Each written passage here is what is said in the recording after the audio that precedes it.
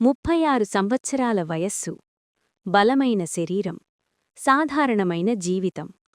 గుట్కా లేదు, సిగరెట్ లేదు, మద్యం లేదు. ప్రతిరోజూ సమయానికి ఆఫీసుకు వెళ్లడం, కుటుంబంతో సంతోషంగా జీవించడం అదే అతని ప్రపంచం. అలాంటి వ్యక్తికి ఒక్కసారిగా కడుపునొప్పి మొదలైంది. సాధారణ నొప్పే అని అనుకున్నారు. డాక్టర్ దగ్గర చికిత్స తీసుకున్నారు. కాని నొప్పి తగ్గలేదు. పెద్ద ఆస్పత్రి, పరీక్షల మీద పరీక్షలు. చివరికి వచ్చిన రిపోర్ట్ ఒకటే: క్యాన్సర్. అది కూడా చివరి దశ. ఆ ఒక్క మాట ఒక కుటుంబ జీవితాన్ని పూర్తిగా మార్చేసింది. చికిత్స మొదలైంది. డబ్బు ఖర్చవుతూ పోయింది. పొదుపంతా అయిపోయింది. చివరికి ఇల్లు కూడా అమ్మాల్సొచ్చింది. కాని విధి ముందు మనుషుల ప్రయత్నాలు చాలవు.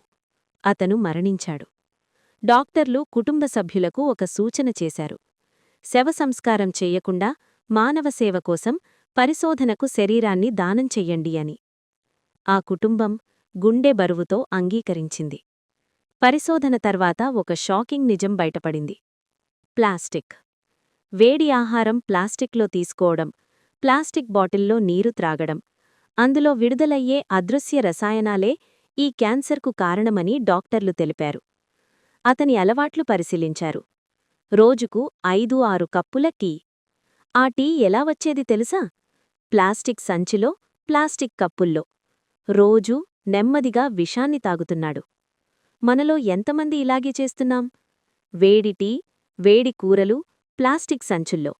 అదే నెమ్మదిగా మన శరీరాన్ని నాశనం చేస్తోంది. అతనితో పనిచేసిన సహచరులక్కూడా వైద్య పరీక్షలు చేశారు. చాలా మందిలో క్యాన్సర్ ప్రభావం కనిపించింది. అప్పుడు డాక్టర్లు హెచ్చరించారు: ఇది అలవాటు కాదు, ఇది ప్రమాదం. ప్రభుత్వం ప్లాస్టిక్ వాడకాన్ని తగ్గించమని ఎన్నో ప్రచారాలు చేస్తోంది. కాని మనం మాత్రం పట్టించుకోవడం లేదు.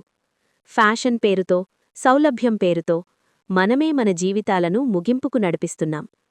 కాబట్టి ఒక వినమ్ర విజ్ఞప్తి: ప్లాస్టిక్ వాడకాన్ని ఎంతవరకు సాధ్యమో తగ్గించండి. ప్లాస్టిక్ పాత్రల్లో వేడి ఆహారం తినకండి. ప్లాస్టిక్ బాటిల్లో నీరు త్రాగవద్దు. ముఖ్యంగా వేడి టీ, కాఫీని ప్లాస్టిక్ కప్పుల్లో ఎప్పటికీ త్రాగకండి.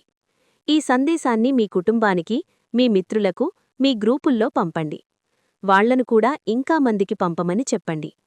ఒక చిన్న జాగ్రత్త, ఒక చిన్న మార్పు ప్రకృతిని కాపాడుతుంది, మానవ జీవితాలను రక్షిస్తుంది.